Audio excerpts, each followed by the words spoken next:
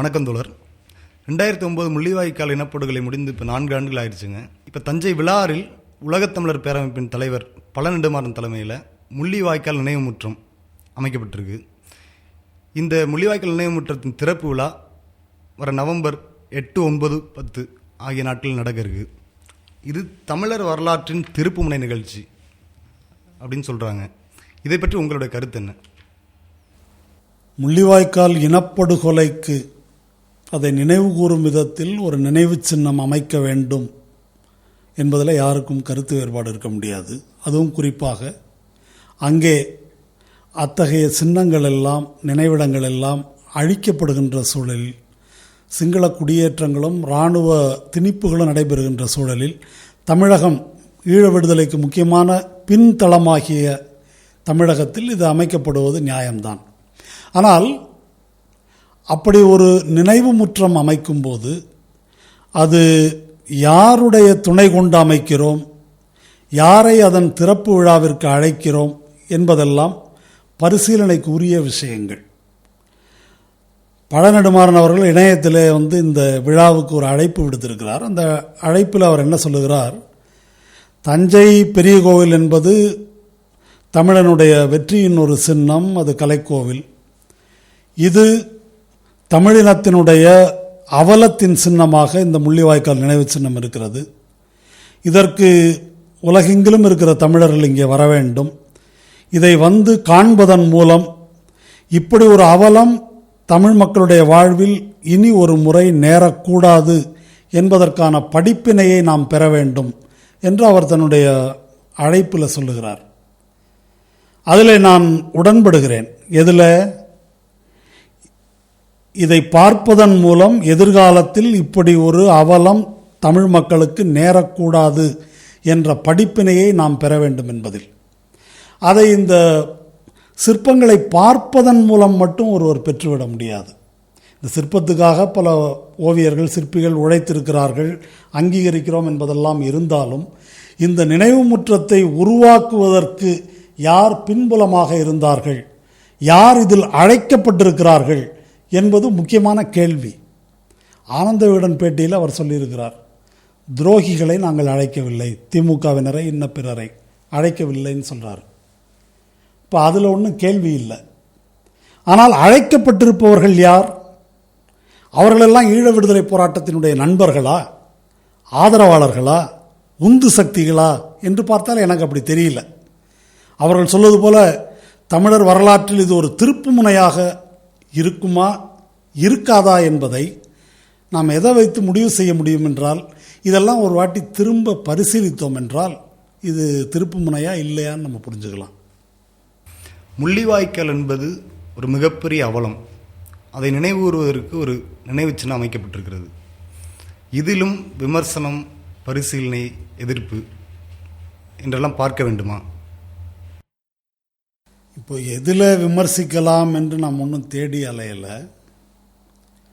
முள்ளிவாய்க்கால் என்பது ஒரு மிகப்பெரிய துயரம் என்பதிலும் யாருக்கும் கருத்து வேறுபாடு இல்லை. ஆனால் அதில் அரசியலுக்கு அப்பாற்பட்டது அது. அதில் அரசியல் இல்லை என்று சொல்வது தவறு. அதை நான் ஏற்க முடியாது. மாவீரர் கல்லறைகளை அங்கே தகர்க்கிறார்கள், நினைவு சின்னங்களை தகர்க்கிறார்கள். அதனால்தான் தமிழகத்தில் இந்த சின்னத்தை எழுப்புகிறோம்னு நெடுமாறன் சொல்கிறாரு. அதை தகர்ப்பதில் அரசியல் இருக்கிறதா இல்லையா? இருக்கிறது. சிங்கள இனவெறி அரசியல் என்பது அதில் இருக்குது. இங்கே அதை எழுப்புவதிலும் ஒரு அரசியல் இருக்கிறது. அப்போது அப்படி ஒரு நினைவு சின்னத்தை எழுப்பும்போது யாரை கொண்டு அதை செய்விக்கலாம் என்பதில் நமக்கு ஒரு வரையறை வேண்டும். இப்போது ஈராக்கில் அமெரிக்கா படுகொலை நடத்துகிறது. அதற்கு பல வளைகுடா நாடுகள் துணை நிற்கின்றன. அந்த துணை நின்ற வளைகுடா நாடுகளிடமே நன்கொடை வாங்கி அங்கே ஒரு நினைவு சின்னம் எழுப்புனாங்க. அது கேலி கூத்தாக இருக்காதா? இப்போ நெடுமாறனே சொல்லுகிறார், துரோகிகளை அழைப்பதில்லை அப்படின்னு. இப்போ நீங்கள் கூப்பிட்டிருப்பவர்களில் யாரெல்லாம் இருக்கிறார்கள்? அதில் ஏன் விழார் நடராசன் இருக்கிறார்? அவர் யார்?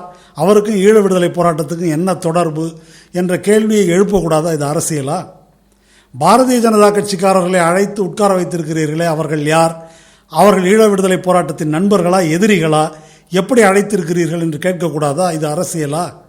இது எப்படி இருக்கிறது என்றால், அந்த கல்யாண வீட்லேயும் இடவு வீட்லேயும் அரசியல் பேசாதீங்கம்பாங்க. அந்த மாதிரி இருக்குது. இது தனிப்பட்ட துக்கம் அல்ல, தனிப்பட்ட இழவு வீடு அல்ல. நடந்திருப்பது ஒரு இனப்படுகொலை. இனப்படுகொலை என்பது ஒரு அரசியல் படுகொலை. அரசியல் காரணத்திற்காக பல்லாயிரக்கணக்கான தமிழ் மக்கள் கொலை செய்யப்பட்டிருக்கிறார்கள். இதற்கு பின்னாலே அரசியல் சக்திகள் இருந்திருக்கின்றன. அதனால் அரசியல் பேசித்தான் ஆக வேண்டும். நடராஜனை பற்றி சொன்னீங்க. தமிழ்நாட்டில் ஈழ விடுதலை ஆதரிக்கக்கூடியவங்க எல்லா கட்சிகள்லையும் இருக்காங்க. கட்சி தலைமையை ஈழ விடுதலை எதிர்த்தாலும் தனிநபரில் ஒவ்வொருத்தரும் ஆதரிக்கிறாங்க, நன்கொடை கொடுக்குறாங்க. சசிகலா நடராஜன் அது மாதிரி ஒரு ஆள். அப்படி எடுத்துகிட்டு போகலாம்ல, இதில் என்ன பிரச்சனை உங்களுக்கு? கட்சி நிலைப்பாடுகளுக்கு அப்பாற்பட்ட ஒரு ஈழ ஆதரவாளர், தமிழ் உணர்வாளர் நடராஜன் நீங்கள் சொல்ல வரீங்க. இது அவர் நடராஜனுக்கே கூட ஒரு புது செய்தியாக இருக்கும். தன்னை பற்றி இப்படி ஒரு கருத்து இருக்குதான்றது அவருக்கே ஒரு புதிய செய்தியாக இருக்கும். ஆனால் நடராஜன் என்பவர் தமிழ்நாட்டு அரசியலுக்கு எப்படி வந்தார் அப்படின்றத முக்கியமாக தெரிஞ்சுக்கணும். நடராஜன்னா யாரோ ஒரு மனிதர் அல்ல. எப்படி வந்தார் இவர்? ஜெயலலிதா ஆட்சி என்பது 1991 தமிழ்நாட்டில் வருது. ஜெயலலிதா எப்படி ஆட்சிக்கு வர்றாங்க? ஜெயலலிதா பெரும்பான்மை பெற்று தமிழகத்தின் ஆட்சியை பிடிப்பதற்கு அடிப்படையாக அமைவது ராஜீவ் கொலை. ராஜீவ் கொலையில் சிதறிய ராஜீவினுடைய உடலை சுவரொட்டிகளாக அடித்து தமிழகம் முழுதும் ஒட்டி, இந்த கொலைக்கு திமுகவினர் தான் காரணம்னு பிரச்சாரம் செய்து தமிழகம் முழுதும் காங்கிரஸ்காரர்களும் அண்ணா திமுகவினரும் திமுகவினருக்கு எதிரான ஒரு வன்முறையை கட்டவிழ்த்து விட்டார்கள். ஏறத்தாழ 2 லட்சம் வீடுகள், கடைகள் எரிக்கப்பட்டன. பல பேர் மீது வழக்குகள் போடப்பட்டன. ஜெயலலிதா அறுதி பெரும்பான்மையுடன் வெற்றி பெற்றார். வெற்றி பெற்று என்ன செய்தார்? வெற்றி பெற்ற கணம் முதல் புலிகளை தமிழ் மண்ணிலிருந்து துடைத்தெறிவது, ஈழ அகதிகளை இங்கிருந்து வெளியேற்றுவது என்பதற்கான வெளிப்படையான நடவடிக்கைகளில் இறங்கினார். ஈழ ஆதரவு, அகதிகளுக்கு ஆதரவு என்று பேசியவர்களெல்லாம் தடா முதல் NSA முதல் ராஜதுரோக குற்றச்சாட்டு முதல் பல குற்றச்சாட்டுகளின் கீழ் கைது செய்யப்பட்டார்கள். ஆக இந்த காலகட்டம் முழுதும் ஈழ எதிர்ப்பு, புலி எதிர்ப்பு காலகட்டம் இது. அன்னைக்கு தினமலரும் வாழப்பாடி ராமமூர்த்தியும் சோவும் தான் இந்த அரசாங்கத்தை வழிநடத்தினார்கள். இப்படிப்பட்ட அரசியல் அதிகாரத்தின் பின்புலத்தில்தான், அதாவது ஈழ எதிர்ப்பு அரசியலின் பின்புலத்தில்தான் நடராஜன் என்ற நபர் உருவாகிறார். உங்களுடைய ஈழ ஆதரவாளர் இப்படித்தான் உருவாகிறார். இந்த பின்புலத்தில்தான் அவர் சசிகலாவின் கணவர், உடன்பிறவா சகோதரியின் கணவர் என்ற முறையில் இந்த கட்சிக்குள்ள ஒரு செல்வாக்கு பெறுகிறார். உடன்பிறவா சகோதரி, அன்பு சகோதரிக்கு எப்படி அறிமுகமானாங்கன்றது தனி கதை. ஒரு வீடியோ கடை மூலம். அன்றைக்கெல்லாம் எதற்கும் உருப்படாதவங்களுக்கு வீடியோ கடை, அது அழகிரி குடும்பமாக இருக்கட்டும் அல்லது சன் டிவி, இன்றைய சன் டிவியினுடைய கலாநிதி தயாநிதி குடும்பமாக இருக்கட்டும், எல்லாம் வீடியோ கடையிலிருந்து தொடங்கியவர்கள் தான். அப்படி இந்த வீடியோ கேசட் கொடுத்து ஏற்பட்ட பழக்கம் போயஸ் தோட்டம் வரை சென்று சசிகலாவின் கணவன் என்ற முறையில் இவர் அதிமுகவில் ஒரு அதிகார மையமாக மாறினார். அந்த வகையில் ஒரு வரலாற்று மனிதர். யார்? நடராசன். இந்த ஒரு பிரபல மார்க்சிய அறிஞர் பிளகனவனுடைய ஒரு நூல் உண்டு, வரலாற்றில் தனிநபர் வகிக்கும் பாத்திரம்னு. வரலாற்றில் தனிநபர்களுடைய பாத்திரம் என்ன அப்படின்னு சொல்லும்போது ஒரு வேடிக்கையாக சொல்லுவார் அவர். ஒரு மன்னன் பெண்பித்தனாக இருக்கலாம், மன்னனுடைய குதிரை லாயக்காரனும் பெண்பித்தனாக இருக்கலாம். மன்னனுடைய குதிரை லாயக்காரன் பெண்பித்தனாக இருந்தால் அதுக்கு ஒன்றும் அரசியல் விளைவு கிடையாது. ஆனால் மன்னன் பெண்பித்தனாக இருந்தால் அரசியல் விளைவு உண்டு என்பார். அப்படி நடராஜன் சசிகலாவின் கணவர் என்ற முறையில் அந்த இடத்துல உட்காந்துட்டார். அதுக்கு ஒரு மிகப்பெரிய அரசியல் விளைவு இருந்தது. அது என்ன அரசியல் விளைவு? அந்த அரசியல் விளைவு மன்னார்குடி மாஃபியா என்ற கொள்ளை கூட்டத்தை உருவாக்கியது. அந்த குடும்பம் முழுதும் தமிழ்நாட்டை சூறையாடுவதற்கான வாய்ப்பை ஏற்படுத்தி கொடுத்தது. அப்படி ஒரு சூறையாடலை திட்டமிட்டு தலைமை தாங்கி நடத்தியவர் நடராஜன். இப்படி ஒரு கொள்ளை, இதை பற்றி நான் விவரிக்க வேண்டியதில்லை, தமிழகம் அறிந்த உண்மை இது. இப்படி ஒரு கொள்ளையை நடத்தியது மட்டுமல்ல, சாதி ரீதியாக முக்குலத்தோரை ஒரு சக்தியாக உருவாக்கி தமிழக அரசியலில் நிறுத்தியது நடராசன் என்ற தனிநபருடைய தமிழ் இன விரோத சாதி வெறி நடவடிக்கை. இன உணர்வு இருக்கிறவங்களுக்கு சாதி உணர்வு இருக்கக்கூடாதுன்னு சொல்கிறீங்களா? இது ரெண்டையும் எப்படி துல்லியமாக அப்படி பிரித்து பார்க்க முடியும்? நடராஜனுடைய தனிப்பட்ட சாதி உணர்வை பற்றி பேசலை. அவர் ஏன் ஜாதியில் பொண்ணு கட்டினார், இல்லை பொண்ணு எடுத்தார், அதையா பேசிகிட்டு இருக்கிறோம்? நாம் பேசி கொண்டிருப்பது குதிரைலாயக்காரனுடைய பெண் பித்தை பற்றி அல்ல, மன்னனுடைய பெண் பித்தை பற்றி. அவர் சாதிக்காரர்களை அரசியல் ரீதியாக ஒன்று திரட்டினார். தமிழ்நாட்டில் கள்ளர் மறவர் அகம்படியர் என்று இருந்தவர்களை முக்குலத்தோர் என்று ஒன்று திரட்டி அதை ஒரு அரசியல் சக்தியாக்கி அதிமுகவினுடைய ஒரு படை மாதிரி அதை மாற்றி அமைச்சதில் நடராஜனுடைய பங்கு முதன்மையானது. ஒரு காலனி எதிர்ப்பு போராட்ட வீரன் பூலித்தேவன், அவனை தேவர் ஜாதிக்காரனாக சித்தரித்து அதுக்கு ஒரு விழா எடுத்து அதை செஞ்சது யார்? இதுவரைக்கும் இன்னைக்கும் செய்து கொண்டிருப்பது யார்? நடராஜன். இன்னைக்கு தேவர் குரு பூஜைன்னு இவ்வளவு அமர்க்களம் நடக்குது, இவ்வளோ ஜாதி வெறி கலவரங்கள் ஆண்டுதோறும் நடக்குது. இதுக்கெல்லாம் மூல காரணம் யார்? இதை இப்படி ஒரு நிறுவனமாக ஒழுங்கமைத்து எல்லா கட்சியினரும் போய் அங்கே வழிபாடு செய்தாக வேண்டும் என்ற ஒரு சூழ்நிலையை உருவாக்கி அதை ஒரு ஒரு அச்சுறுத்துகின்ற ஒரு ஜாதி வெறி கும்பலாக ஆக்கி வைத்தது யார்? அது நடராஜன். அதிமுக ஆட்சி காலத்தில் தான் காவல்துறை உள்ளிட்ட பல எஸ்ஐ போஸ்டிங் எல்லாம் முழுக்க முழுக்க ஒரு சாதிக்காரர்கள் என்ற குற்றச்சாட்டுகள்லாம் அந்த காலகட்டத்தில் தான் வந்தது. அதனால் தாழ்த்தப்பட்ட மக்களுக்கு எதிராக ஒரு சாதிவெறி கும்பலை இப்படி அரசியல் அதிகாரத்தை கொண்டு நிறுத்தி அதை வைத்து கொண்டு மிரட்டுவது அப்படின்றத உருவாக்குனது நடராஜன். இப்போது இது என்ன சாதி உணர்வுன்னு இதை எப்படி பார்க்குறாங்க, எப்படி பார்க்க முடியும்?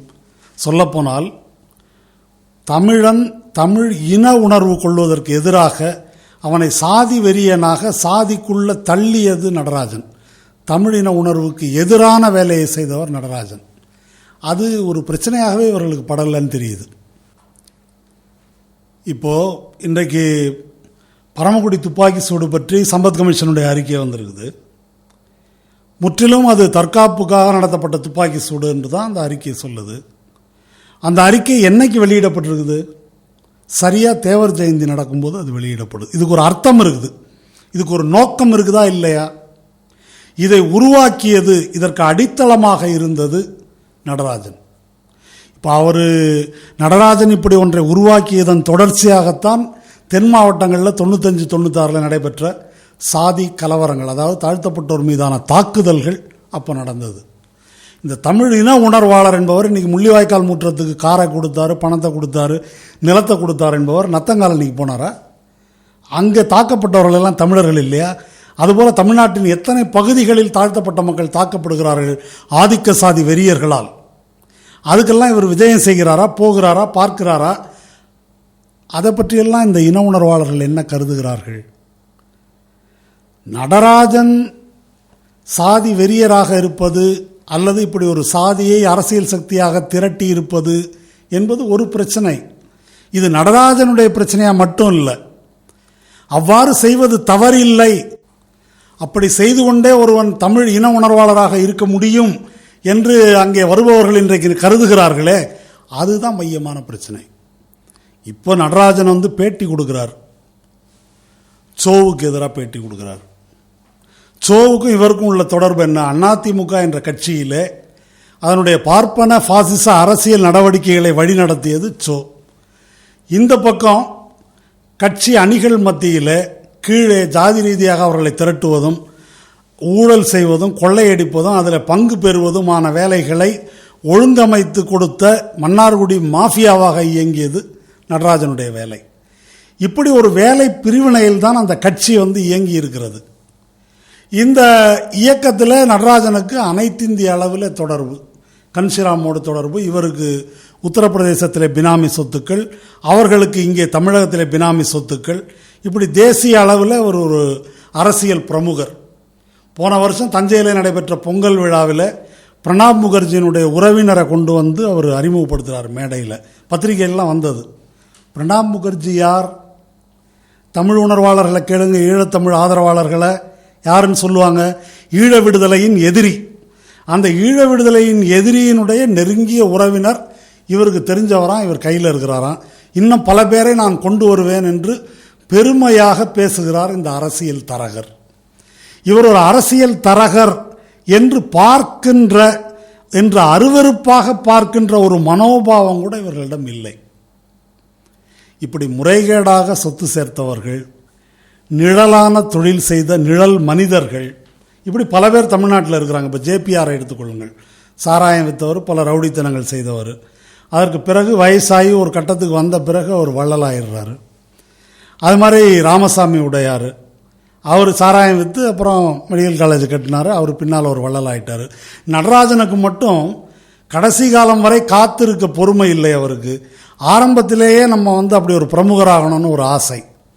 ஆரம்பத்திலே புதிய பார்வைன்னு ஒரு பத்திரிகை ஆரம்பிக்கிறாரு. நவீன அச்சு எந்திரங்களை கொண்டு வந்து இறக்கி அங்கே ஒரு பத்திரிகை ஆசிரியராக, அறிவுத்துறையாளர் போல அவர் தன்னை அறிமுகப்படுத்தி கொள்ளுகிறார். அறிமுகப்படுத்தி கொள்ளுகிறார் என்பது ஒரு விஷயம், இவர்கள் அங்கீகரிக்கிறார்கள் என்பதுதான் கேவலம். 1991-96 இடைப்பட்ட காலத்தில் கடுமையான அடக்குமுறை ஈழத்தமிழர்கள் மீது, புலிகள் மீது நிலவிய அந்த காலத்தில் 95 என்று நினைக்கிறேன், வளர்ப்பு மகன் திருமணம் தமிழகமே காரி உமிழ்ந்த ஒரு திருமணம். அந்த வளர்ப்பு மகன் திருமணத்திற்கு சென்று வாழ்த்தி விருந்துண்டு சிறப்பித்து விட்டு வந்தவர் நெடுமாறன். இன்றைக்கு யாம் பெற்ற இன்பம் பெருகை வையகம் என்று உலகத் தமிழினத்தையே வரவழைத்து நடராஜன் வீட்டில் விருந்துக்கு அழைத்து செல்லுகிறார். இதை நான் கேவலப்படுத்துவதற்காக சொல்லவில்லை.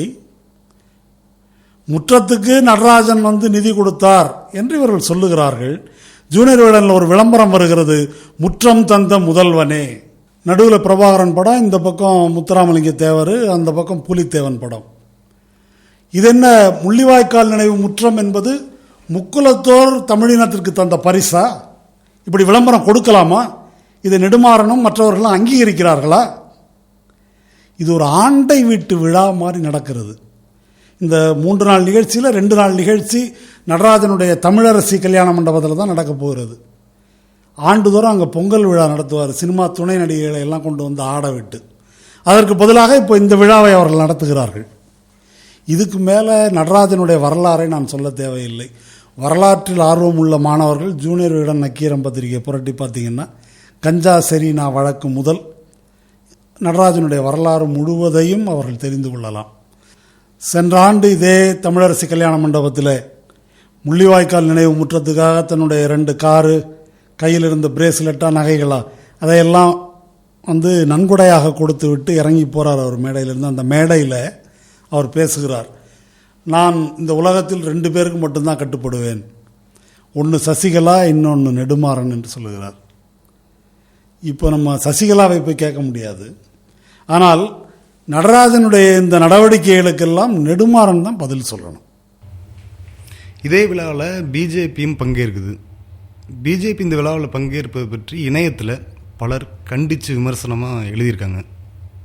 ஆனால் இன்னொரு பக்கம் வைகோ ஈழ போராட்டத்துக்கு பாஜக உதவுனதா பேசிகிட்டு இருக்காரு. இதை பற்றி நீங்கள் என்ன நினைக்கிறீங்க? இந்த நிகழ்ச்சிக்கு பொன் ராதாகிருஷ்ணன், அர்ஜுன் சம்பத் எல்லாம் கூப்பிட்டுருக்குறாங்க. சுப்பிரமணிய சாமி ஏன் கூப்பிடலன்னு தெரியல. அவரும் அதே கட்சி தானே, ஈழ விடுதலைக்கு ஆதரவு அளித்த பாரதிய ஜனதா கட்சியில் தான் அவரும் சேர்ந்துருக்காரு. ஏன் கூப்பிடலன்னு தெரில. அதாவது இவங்க பேசுகிற பேச்சில் உள்ள ஒரு மோசடி என்னவென்றால், காங்கிரஸ் தான் ஈழ விடுதலைக்கு எதிரி என்பதை நிலைநாட்டுவதற்காக நாங்கள் பிஜேபியை ஆதரிக்கிறோம், அல்லது காங்கிரஸ் அளவுக்கு பிஜேபி எதிரி அல்ல என்பதுதான் இவர்கள் திரும்ப திரும்ப உருவாக்குகின்ற சித்திரம். ஆனால் உண்மை அது அல்ல. நாம் பார்க்கலாம், வைகோ நீங்கள் சொன்னது போல் அவர் சொல்லுவார், இந்த நடுக்கடலில் ஆயுத கப்பல் வந்தபோது அதை இந்திய கடற்படை தடுத்து நிறுத்திய போது இந்திய கடற்படையின் பிடியிலிருந்து அந்த கப்பலை விடுவித்து ஆயுதங்களை புலிகளுக்கு சேர்ப்பதற்கு உதவியவர் வாஜ்பாய். இது வைகோ அவருடைய மேடையில் அடிக்கடி சொல்லுவார். கடைசி அந்த விருதுநகர் மாநாட்டில் கூட 2004 வரை எல்லாம் ரொம்ப நல்லா போயிட்டு இருந்ததாகவும், 2004க்கு பிறகுதான் சிங்கள அரசுக்கு இந்திய அரசு, காங்கிரஸ் அரசு உதவி செய்ய ஆரம்பித்ததாகவும் அந்த விருதுநகர் மாநாட்டில் அவர் பேசியிருக்கிறார். இது எல்லாமே வடிகட்டிய பொய். ஆயுத கப்பலை காப்பாற்றுவதற்கு வாஜ்பாய் உதவி செய்தார் என்றால் 2000 ஏப்ரலில் நடைபெற்ற புகழ்பெற்ற யானை இரவு முற்றுகையை பற்றி அதை பற்றியெல்லாம் ரொம்ப உணர்ச்சி பூர்வமாக பேசுகிறார் வைகோ. எப்படி அதை சாதித்தார்கள் புலிகள் அப்படின்னு. அதுக்கு அப்புறம் உள்ள கதையை பேசுவதில்லையே. அப்படி வெற்றி ஈட்டப்பட்ட ஏறத்தாழ 40,000 சிப்பாய்களை சுற்றி வளைத்து சரணடைந்தாக வேண்டும் என்ற சூழ்நிலையில் மேல் கையில் புலிகள் இருந்தபோது அவர்களுடைய காலை பிடித்து இழுத்தது யார்? 2000 ஏப்ரலில் அன்னைக்கு நடந்து கொண்டிருந்தது தேசிய ஜனநாயக முன்னணியின் ஆட்சி. அன்னைக்கு மதிமுக, பாமக, திமுக 3 கட்சிகளையும் சேர்ந்தவர்கள் வாஜ்பாய் அமைச்சரவையிலே அமைச்சர்களாக இருக்கிறார்கள். இப்படி ஒரு சுற்றி வளைப்பில் சிங்கள இராணுவம் சிக்கிய உடனே அங்கிருந்து இலங்கை அரசு அபய குரல் எழுப்புகிறது. உடனே வாஜ்பாய் புலிகள் இந்த முற்றுகையை விலக்கிக் கொள்ள வேண்டும், அவர்களை விடுவிக்க வேண்டும், இல்லை என்றால் இங்கிருந்து படைகள் அனுப்பப்படும் என்று எச்சரிக்கிறார். இவர்கள் வாஜ்பாய் அரசின் சார்பாக புலிகளிடம் தரகு வேலை செய்கிறார்கள். வாஜ்பாய் சொன்னதை புலிகள் கேட்கலன்னா என்ன நடந்திருக்கும்? வாஜ்பாய் அவர் சொன்னது போல படையை அனுப்ப வேண்டி இருந்திருக்கும். படையை அனுப்பியிருப்பார்களா? ஒரு முறை IPKF 1 செருப்படிப்பட்டு இங்கே திரும்பி வந்திருக்கிறது. 2வது IPKF அனுப்பியிருக்க முடியுமா? அன்றைக்கு முடியாது என்ற தடுமாற்றத்தில் இந்திய அரசு இருந்தது.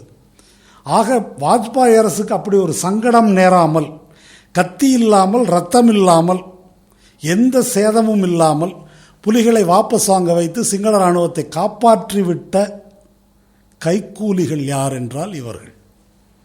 2009 போர் நிறுத்தத்துக்கு ஏற்பாடு செய்யவில்லை கருணாநிதி. காங்கிரஸில் பதவிக்காக அவர் அதை பண்ணார்னு குற்றம் சாட்டுறாங்க, உண்மை. ஆனால் 2000 நீங்கள் செய்தது என்ன? ஈழம் அடைந்து விடலாம், கொடி ஏறப்போகிறது என்று உங்களுடைய ஆட்களே பேசிக்கொண்டிருந்த நிலையில் காலை பிடித்து இழுத்தீர்கள். இது வாஜ்பாய் அரசுக்கு சுமூகமாக வேலையை முடித்து கொடுப்பதுன்னு சொல்வதா, அல்லது சிங்கள அரசுக்கு சுமூகமாக வேலையை முடித்து கொடுத்தீர்கள் என்று சொல்வதா? இப்படி தங்களுடைய துரோகம் இந்த இடத்துல இருப்பதனால்தான் பாரதிய ஜனதாவை பற்றி அவர்கள் பேசுவதில்லை. பாரதிய ஜனதா இப்படி பண்ணா அப்படின்னு சொன்னால் இவங்களுடைய பாத்திரத்தை பேச வேண்டியிருக்கும். அதனால தான் அதை கவனமாக இருட்டடிப்பு செய்கிறார்கள்.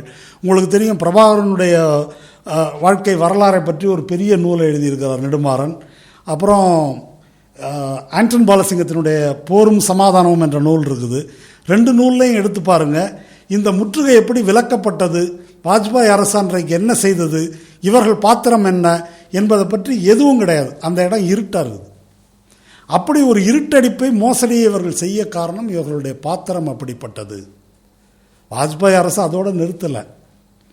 தமிழீழத்தை அடைய விடாமல் பிரபாகரனையோ புலிகளையோ தடுத்தது மட்டுமல்ல, இவங்க இங்கே தமிழீழம் பேசிட்டு இருந்தாங்க, ராம்தாஸ், வைகோபால்சாமி எல்லாம். அப்போ அதற்கு உடனே டெல்லியிலிருந்து தாக்கீது வருது. சுப்பிரமணிய சாமி, சோ போன்றவர்கள் என்ன இவங்கெல்லாம் பேசிட்டு இருக்கிறாங்க இங்கே தமிழீழம்னு, பேசக்கூடாதுன்றாங்க. உடனே இவர்களுடைய அறிக்கை அன்றைய பத்திரிகையில் எடுத்து பாருங்கள். ராம்தாஸ் சொல்கிறாரு, வைகோ சொல்கிறாரு, தமிழீழம் என்பது எங்கள் கொள்கை, நாங்கள் எங்களுக்குள்ளே பேசுகிறோம், அதை ஆதரிக்க சொல்லி நாங்கள் உங்களை கேட்கவில்லையே. இப்படிப்பட்ட நகைச்சுவை நாடகங்கள்லாம் இங்கே அரங்கேறி இருக்குது. அதற்கு பின்னர் அத்வானி பிரபாகரனை அங்கிருந்து எக்ஸ்ட்ராடைஷன், அங்கிருந்து வெளியேற்ற வேண்டும் என்று இலங்கை அரசை கோருகிறார். அப்படி கோருவதற்கு துணை நின்றது யார் அப்படின்னா CPI இந்திரஜித் குப்தா. இப்போ தாப்பாண்டியன் நல்ல கண்ணு உட்காந்துருக்கிறாங்களே, அந்த கட்சி தான், அவங்க தான் கோருனது.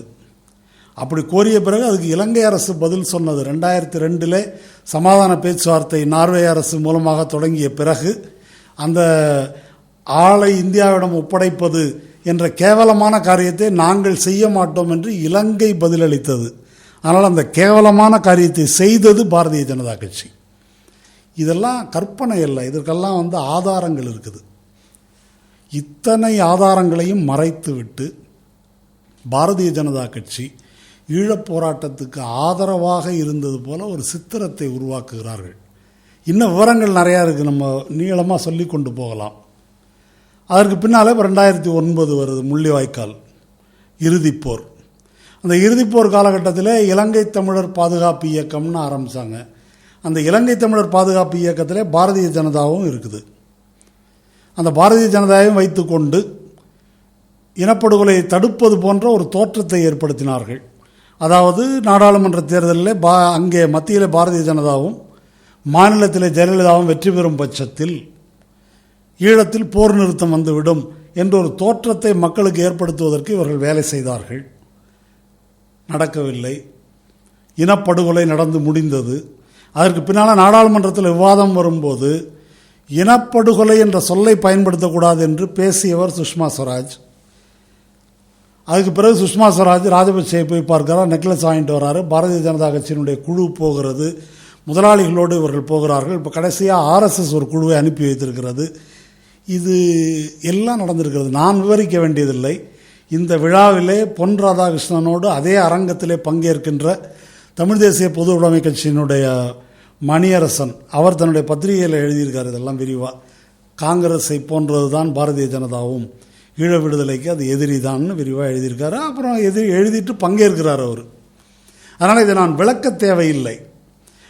பிஜேபி என்பது ஈழ விடுதலைக்கு எதிராக, ஈழ விடுதலைக்கு ஆதரவாக எதுவும் செய்ததில்லை என்பது மட்டுமல்ல, இங்கே திருச்சியில் நடைபெற்ற கூட்டத்தில் மொழிவாரி மாநிலங்களே தப்புன்னு பேசினவரும் மோடி. அதுதான் அவனுடைய கொள்கை. தனியாக ஒரு தேசிய இனம், இந்தியாவிலேயே தமிழ் தேசிய இனம், கன்னட தேசிய இனம் என்று இனத்தையே அங்கீகரிக்க மறுப்பவர்கள் அவர்கள். அவன் இன விடுதலையை பெற்றுத் தருவான் என்றும் ஈழத்தமிழர்களுக்கு தன்னுரிமை பெற்று தருவான் என்றும் கூறுவது மிக பெரிய மோசடி. இது அவர்களே சொல்லிக் கொள்ளவில்லை. இவங்க தான் ராஜாதிராஜ ராஜகம்பீர என்று அவனுக்கு இல்லாத பண்புகளை எல்லாம் பாரதிய ஜனதாவின் மேல் ஏற்றி நெடுமாறனும் வைகோவும் இன்ன பிறரும் இதை சித்தரித்து காட்டுகிறார்கள். இது அப்பட்டமான பொய் என்பது மட்டும்தான் உண்மை. புலிகள் ஒரு தடை செய்யப்பட்ட இயக்கம். அந்த இயக்கத்துக்கு ஆதரவாக ஒரு நிகழ்ச்சி நடக்குது. அந்த நிகழ்ச்சியில் தேசிய கட்சியான பாரதிய ஜனதா கட்சி துணிச்சலோடு கலந்துக்கிட்டு பேசுது. இதையும் இந்த கோணத்தில் பார்க்கக்கூடாது? பார்க்கலாம். புலிகள் இயக்கத்தை தடை செய்த ஒரு கட்சி, காங்கிரஸ் ஆட்சி புலிகள் இயக்கத்தை தடை செய்யும் போதெல்லாம் அதற்கு முழு மனதாக ஆதரவு கொடுத்த ஒரு கட்சி, நாள்தோறும் புலி எதிர்ப்பு அறிக்கை விடுவதையே தன்னுடைய பணியாக கொண்டிருக்கின்ற சுப்பிரமணிய சாமி என்ற ஒரு பிறவியை தன்னுடைய கட்சியிலே சேர்த்து வைத்திருக்கின்ற ஒரு கட்சி.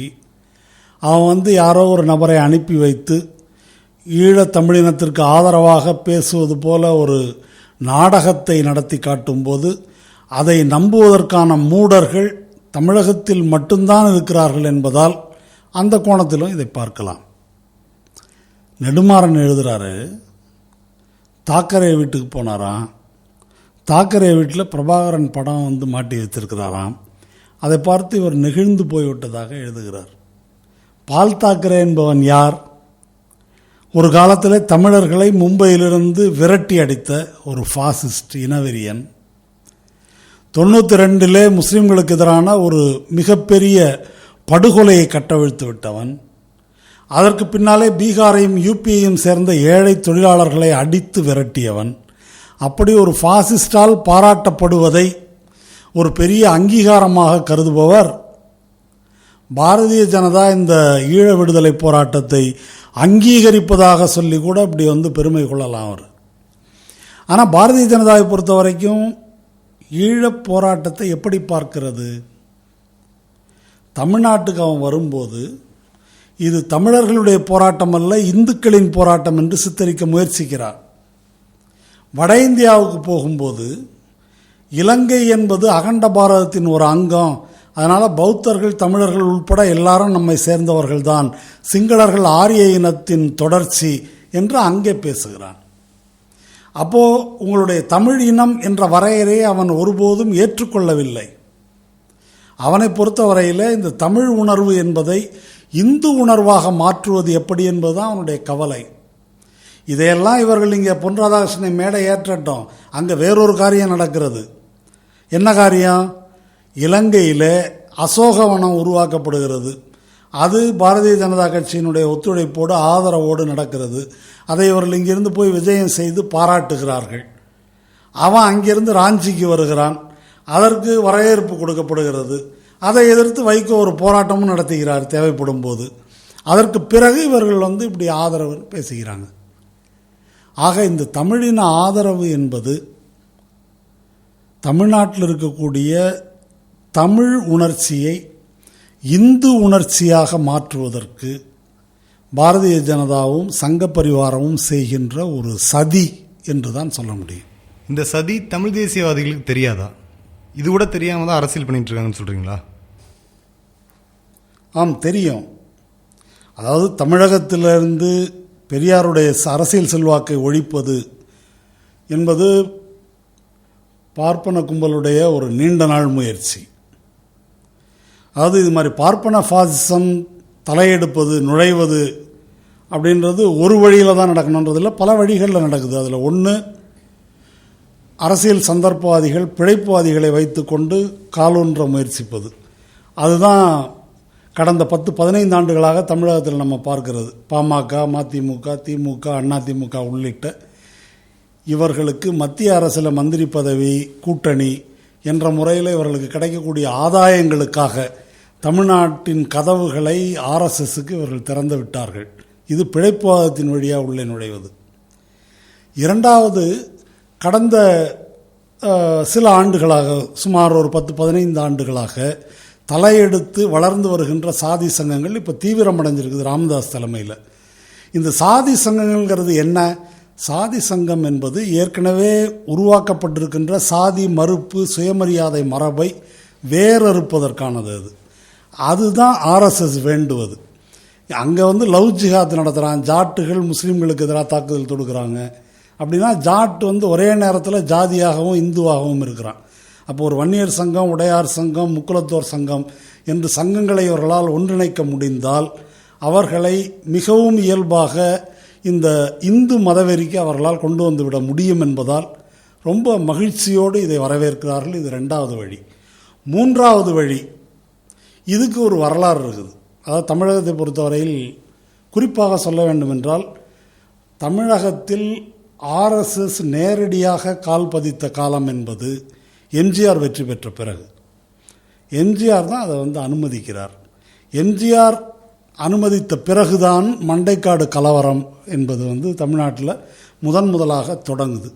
அதற்கு பிறகு வந்த ஜெயலலிதா ஆட்சி காலங்களில் உங்களுக்கு விளக்க தேவையில்லை, தெரியும். மிகவும் வலுவாக ஆர்எஸ்எஸ், விஸ்வ இந்து பரிஷத் பல்வேறு அதிகார நிறுவனங்களிலேயே பங்கு பெறுவது போன்ற ஒரு சூழ்நிலை வருது. இந்த விநாயகர் ஊர்வலம் என்பதெல்லாம் ஏறத்தாழ நிறுவனமயமாக்கப்படுது. இன்றைக்கி மோடி வந்த கூட்டத்தில் அந்த ஒரு பேச்சாளர் பேசுகிறார் இல்லையா, அன்றைக்கு ஒரு பிள்ளையாரை பெரியார் உடைத்தார், இன்றைக்கி பல்லாயிரக்கணக்கான பிள்ளையார்கள் தமிழ்நாடு எங்கும், உன்னால் என்ன செய்ய முடியும்னு சவால் விட்டு மோடியினுடைய கூட்டத்தில் ஒரு பேச்சாளர் பேசினார். அப்படி இந்த மாதிரி ஆர்எஸ்எஸ் என்பது இங்கே காலூன்றி இருக்கிறது. இத்தனைக்கு பிறகும் அவர்கள் ஒரு நிச்சயமாக இது நம் கைக்கு வந்து விட்டது என்று தமிழகத்தை பற்றி அவர்களால் ஒரு முடிவுக்கு வர முடியல. அவர்களுக்கு கிடைத்திருக்கிற ஒரு அரிய வாய்ப்பு இந்த தமிழ் தேசிய அமைப்புகள். தமிழ் இனம் என்பது வழியாக இந்துத்துவம் உள்ளே நுழைந்து விட முடியும் என்பதை அவர்கள் கண்டுகொண்டார்கள். இது ரொம்ப ஒரு முக்கியமான விஷயம். அது தமிழ்நாட்டை பொறுத்த வரைக்கும் யார் தமிழன் என்ற கேள்வி ரொம்ப நாளாக இருக்குது. அப்போது என்னென்ன சாதிகள் எல்லாம் தமிழ் சாதிகள், என்ன சாதியெல்லாம் தமிழ் சாதி கிடையாது, பார்ப்பனர்கள் தமிழர்கள் இல்லை, பார்ப்பனர்கள் தமிழர்கள் இல்லை, இப்படி பல வரையறைகள் இருக்குது. இதில் பெரியாரை பொறுத்த வரையில் திராவிடன் என்று சொல்வதாக இருக்கட்டும், தமிழன் என்று சொல்வதாக இருக்கட்டும், அவர் எதற்கு எதிராக அதை கொண்டு வந்தார் என்று சொன்னால், பார்ப்பனியம், மனு தர்மம், சாதி ஆதிக்கம், சமஸ்கிருதம் இவற்றுக்கு எதிராக சுயமரியாதை, நாத்திகம், சமத்துவம் என்ற உன்னதமான இகாலிட்டேரியனான அது மாதிரி ஒரு விழுமியங்களை முன்வைத்து அதிலிருந்து ஒரு தமிழன் என்பதை பெரியார் உருவாக்குறார். அதை எப்படி உருவாக்க முடியும் என்று கருதினார், அது நடந்திருக்குமா நடக்காதா என்பது வேறு. ஆனால் கருத்தியல் ரீதியில் அது முற்போக்கானது. அப்படி ஒரு விழுமியத்தை பெரியார் உருவாக்குகிறார். அதற்கு மாற்றாக இப்போ உருவாகி வளர்ந்து வருகின்ற தமிழ் தேசியம் என்பது கன்னட எதிர்ப்பு தமிழ், தெலுங்கன் எதிர்ப்பு தமிழ், மலையாளி எதிர்ப்பு தமிழ் என்று அண்டை மாநில மக்களுக்கு எதிராக நிறுத்துவதன் மூலம், அது ஒரு முல்லை பெரியார் பிரச்சனையிலோ, அது ஒரு காவிரி பிரச்சனையிலோ, பாலாறு பிரச்சனையிலோ, வேறொரு பிரச்சனையிலோ அண்டை மாநிலத்தானை எதிரியாக காட்டுவதன் மூலம் தமிழன் தன்னை வரையறுத்து கொள்வது என்ற முறையில் பார்க்கப்படுவது, அல்லது ஒரு பிறப்பின் அடிப்படையில் என்னென்ன சாதிகள் தான் இங்கே தமிழ் சாதி, மற்றதெல்லாம் வீட்டில் தெலுங்கு பேசுபவன், கன்னடம் பேசுபவன், அவர்களையெல்லாம் தமிழில் சேர்க்க முடியாது. இப்படி பல வரையறைகள் நிலவுது. இது எதுவும் பெரியார் கொடுத்த வரையறை. அதை ஒப்பிடும்போது இது அனைத்துமே பிற்போக்கானது.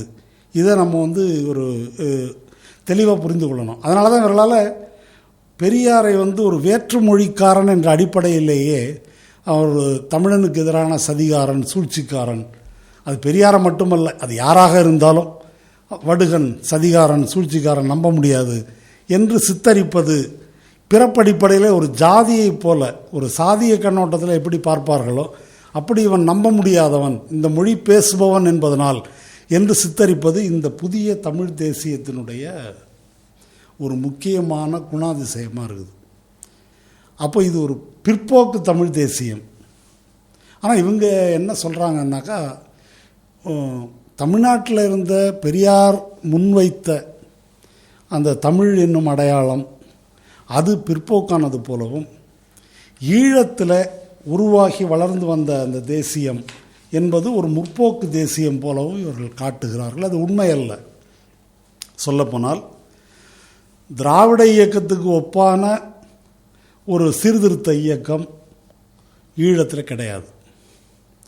அப்போ ஈழத்தில் இருந்த தமிழ் தேசியம் என்பது ஒரு எந்த முற்போக்கு அம்சங்களும் இல்லாத ஒரு தேசியம்தான் அது. சைவம், பார்ப்பனியம், சாதி உணர்வு இவற்றின் அடிப்படையில் கட்டமைக்கப்பட்ட ஒரு தேசியம்தான் அது.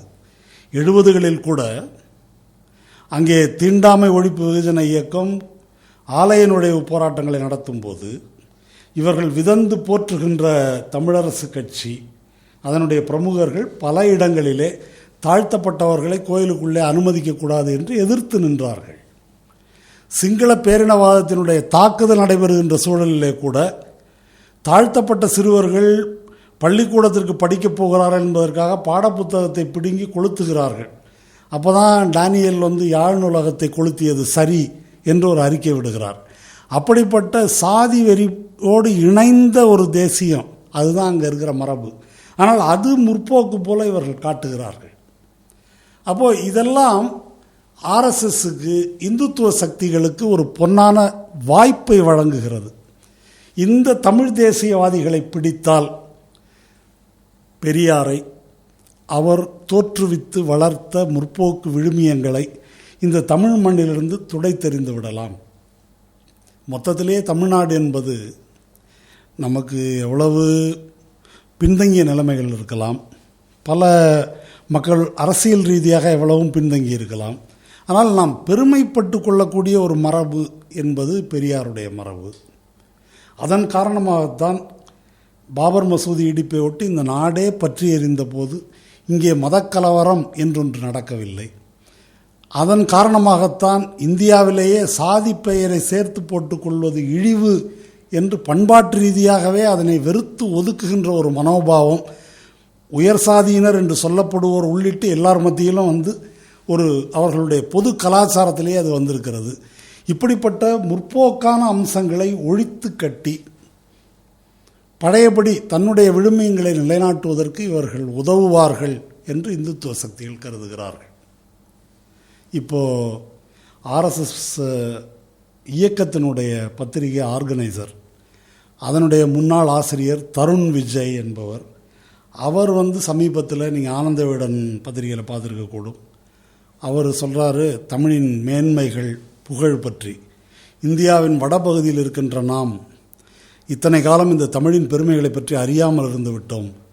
தமிழை 2வது ஆட்சி மொழியாக ஆக்க வேண்டும் அப்படின்னு இப்போ தருண் விஜய்க்கு திடீரென்று தமிழ் மேல் ஒரு காதல் வருது, புகழ் பாடுறாரு.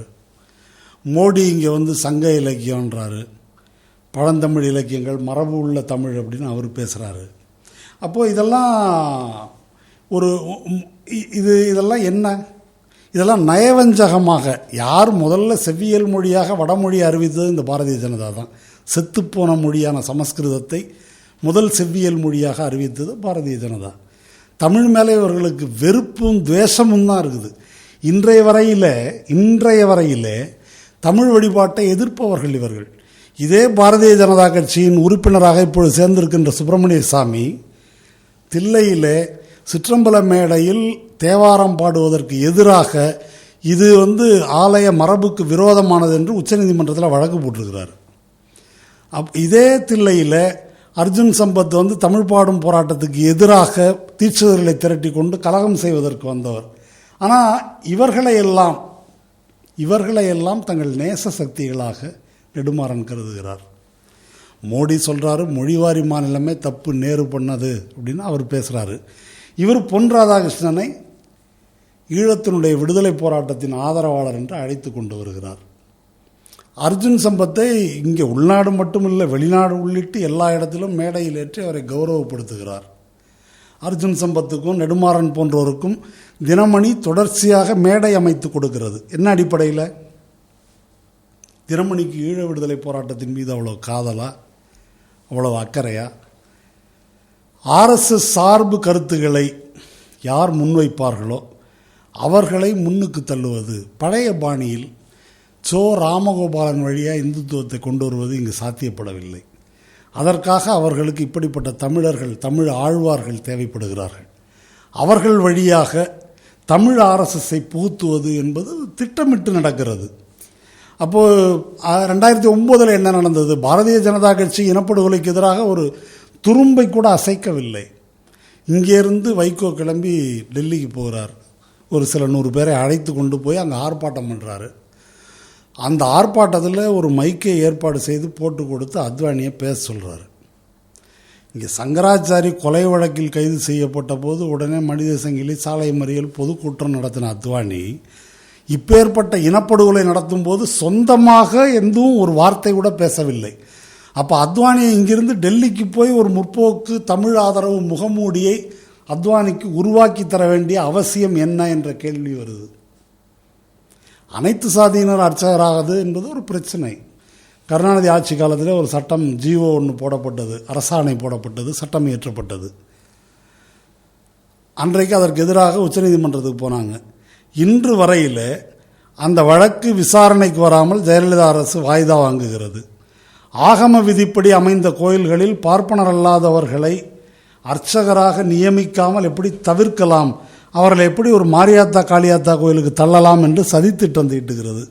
அதை பற்றி இந்த தமிழ் உணர்வாளர்கள் யாரும் பேசுவதில்லை. இப்படி இது ஒரு பட்டியல் இருக்குது. இது ஏன் இவர்களுக்கு தமிழர்களின் பிரச்சனையாக தெரிய மாட்டேங்குது என்று புரியவில்லை.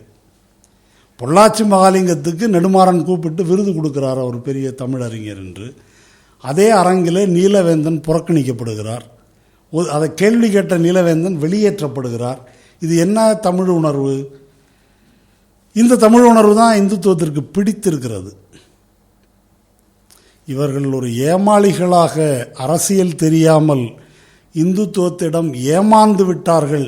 அப்படி என்னால் அதை பார்க்க முடியவில்லை. தமிழருவி மணியை மோடியை ஆதரிக்கிறார், பல பேர் எழுதுகிறார்கள். சிபிஎம்மில் கூட தமிழருவி மணியனா இப்படி அவராக மோடியை ஆதரிப்பது, அவர் ஏதோ பயங்கர புரட்சிக்காரர் போலவும் அவர் மலையிலிருந்து பாதாளத்தில் விழுந்து விட்டது போலவும் எழுதுகிறாங்க. ஆனால் தமிழருவி மணியன் என்ன சொல்கிறாரு?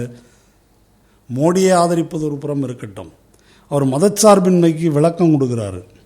பெரும்பான்மை சிறுபான்மையை ஒடுக்கக்கூடாது, சிறுபான்மையும் பெரும்பான்மையை ஒடுக்கக்கூடாது அப்படின்னு எழுதுகிறாரு. இதுக்கு என்ன பொருள்? இதைத்தான் மோடி சொல்லுகிறார். அதாவது சிறுபான்மைக்கு வழங்கப்படும் சலுகைகள் என்பதை, பாதுகாப்பு என்பதை, அவர்களுக்கு வழங்கப்படும் சிறப்பு சலுகை என்றும், தாஜா செய்வது என்றும், வாக்கு வங்கி அரசியல் என்றும் அதை கொச்சைப்படுத்தி சமத்துவமாக நடத்துவது என்ற பெயரில் பெரும்பான்மையின் அதிகாரத்தை சிறுபான்மையின் மீது நிலைநாட்டுவது, இதுதான் மோடி பேசுவது. அதையே தான் இப்போ தமிழறிவு மணியன் பேசுகிறார். இது ஒரு பட்டியலாக சொல்லி கொண்டு போகலாம். தன்னையுடைய அரசியலை நியாயப்படுத்துறதுக்கு அவர் சொல்கிறாரு, நான் ஜெயபிரகாஷ் நாராயணனை விட பெரிய மதசார்பற்றவாதியை நீங்கள் பார்த்துருக்க முடியுமா? அவரே RSSோடு கூட்டு சேர்ந்தார், கடவுளே குரங்கோடு கூட்டு வைத்திருக்கிறார். அப்படி இருக்கும்போது நான் பாரதிய ஜனதாவோடு கூட்டு வைக்கலாம் என்று சொல்வதில் என்ன தப்புன்றாரு.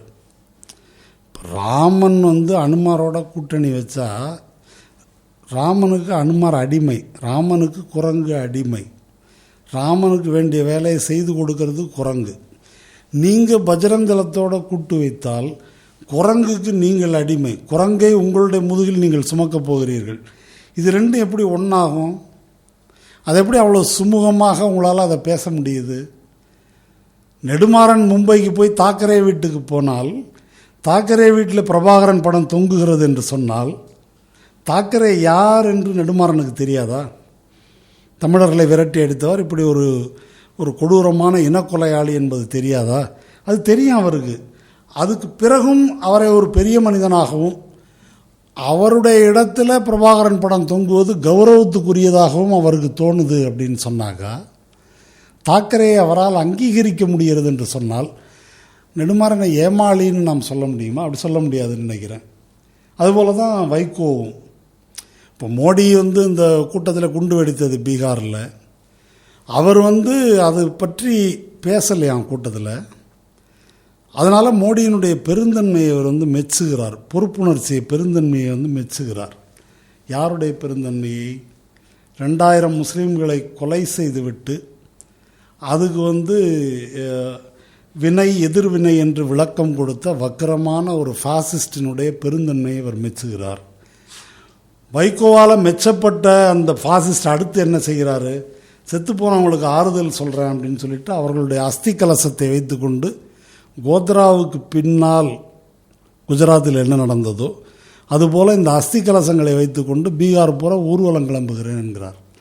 இப்போ அப்படிப்பட்ட ஒரு ஃபாசிஸ்டின் பெருந்தன்மையை பாராட்ட வேண்டிய ஒரு மனம் வைகோவுக்கு எப்படி வருது?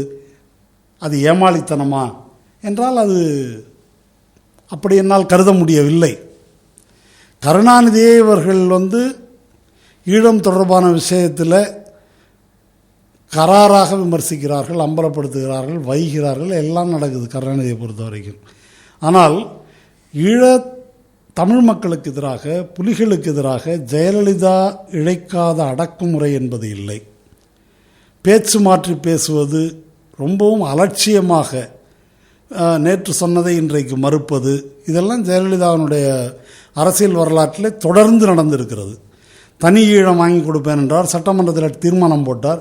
இப்போ காமன்வெல்த்துக்கு தமிழர்களுக்கு சிங்களோடு சம உரிமை கிடைக்கும் பட்சத்தில் காமன்வெல்த் மாநாட்டுக்கு போகலாம் அப்படின்னு தீர்மானம் போட்டால் ஒரு மென்மையான குரலில் வைகோ ஆட்சேபனை தெரிவிக்கிறார்.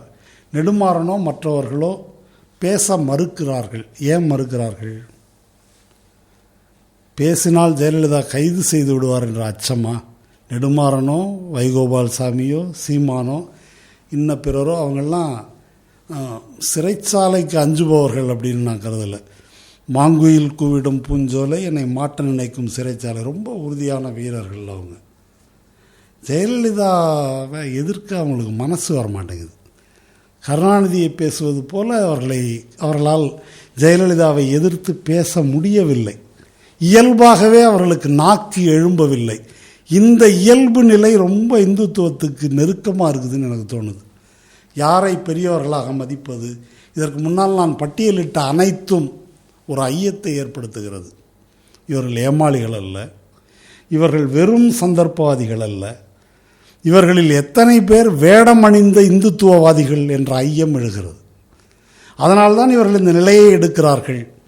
அதனால்தான் இவர்கள் பேசுகின்ற இந்த தமிழ் தேசியம் என்பது இது இந்துத்துவ பாசிசத்துடன் மிக நெருக்கமாக இருக்கக்கூடியதாக, ஒரு வெறி பிடித்த பாசிசத்தன்மை வாய்ந்த பிற்போக்குத்தனமான தேசியமாக இருக்கிறது. இதை நம்ம தயவு தாட்சண்யமே இல்லாமல் இதை எதிர்க்க வேண்டியிருக்கிறது, இதை முறியடிக்க வேண்டியிருக்கிறது.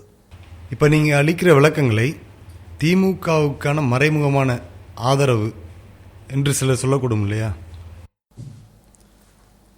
நாங்கள் இந்த திமுக, அதிமுக, காங்கிரஸ், பாரதிய ஜனதா என்ற தேர்தல் அரசியலுக்கு வெளியே இருக்கிறோம்.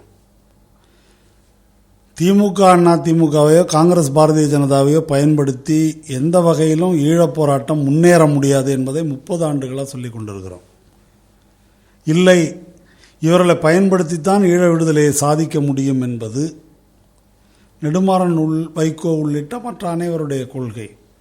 அந்த அடிப்படையில் தான் அவங்க காங்கிரஸையும் பாரதிய ஜனதா அல்லது திமுக, அதிமுகவை மாற்றி மாற்றி ஆதரித்து அவர்கள் ஆதரவை பெற்று ஈழத்துக்கு ஏதாவது செய்ய முடியும் என்ற நம்பிக்கையை உருவாக்கி வருகிறார்கள்.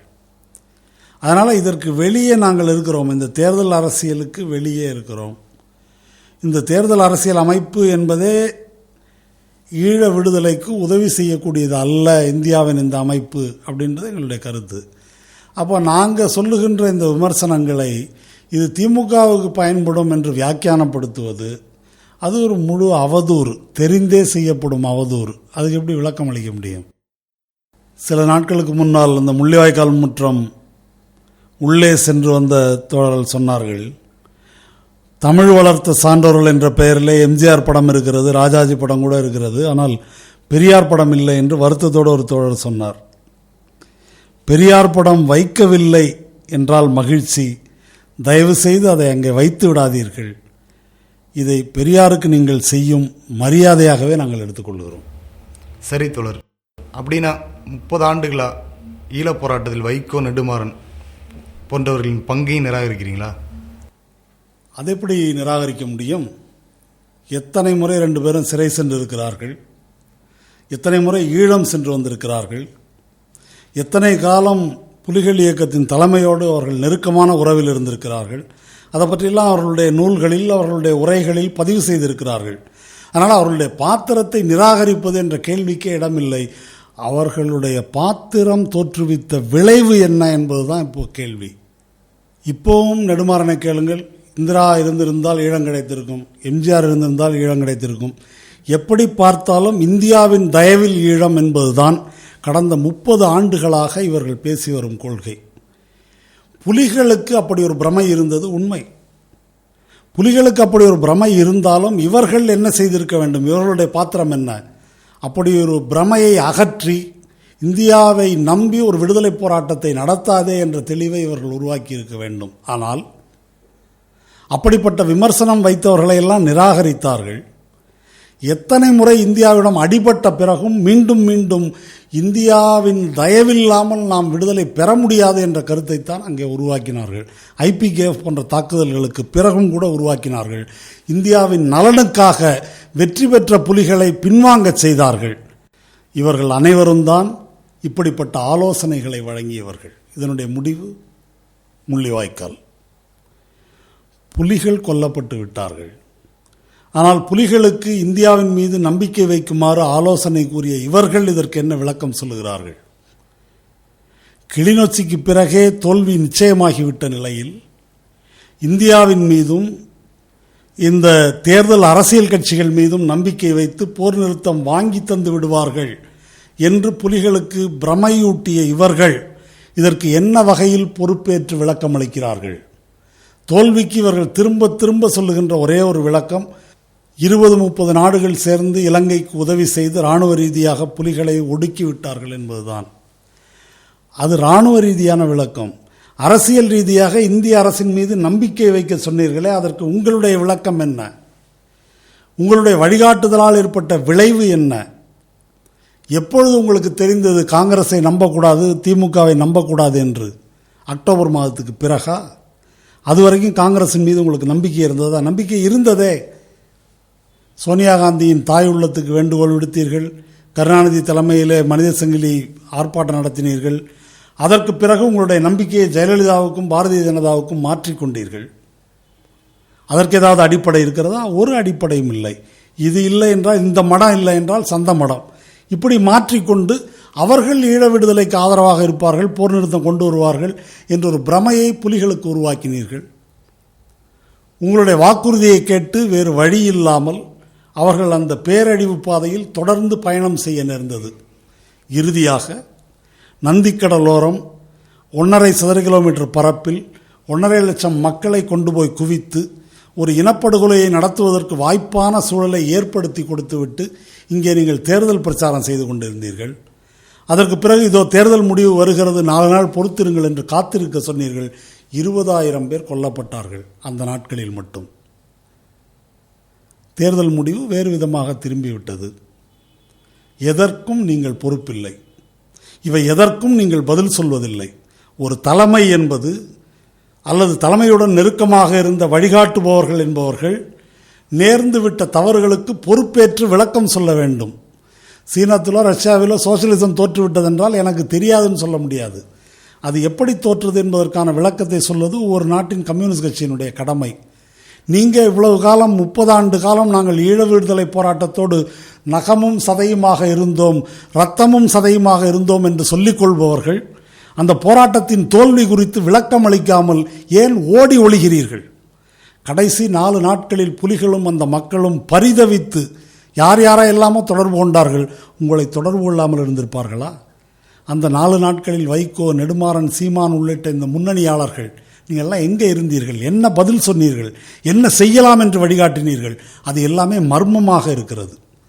அவர்கள் சிதம்பரத்தை தொடர்பு கொண்டார்களா, கஸ்பாரை தொடர்பு கொண்டார்களா, உங்களை தொடர்பு கொண்டார்களா, யார் என்ன சொன்னீர்கள்? இது எல்லாமே ஒரு மர்ம குகை. பரிதாபத்துக்குரிய முறையிலே அவர்கள் கொல்லப்பட்டார்கள். நீங்கள் கள்ள மௌனம் சாதிக்கிறீர்கள். எல்லாம் முடிந்துவிட்டது.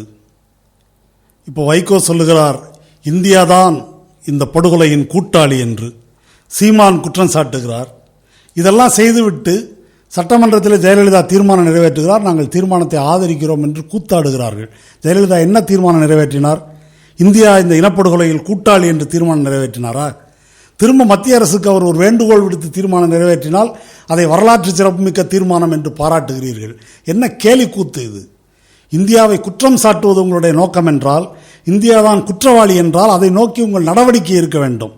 இப்படி ஒரு பக்கம் வாய்ச்சவடால் பேசிக்கொண்டே எந்த இந்தியாவை குற்றவாளி என்று சொல்லுகிறீர்களோ அந்த இந்திய அரசின் கீழ் அடுத்த நாடாளுமன்ற தேர்தலில் யாரோடு கூட்டணி சேர்வது, மோடியோடு சேரலாமா என்று வைகோ யோசித்துக் கொண்டிருக்கிறார்.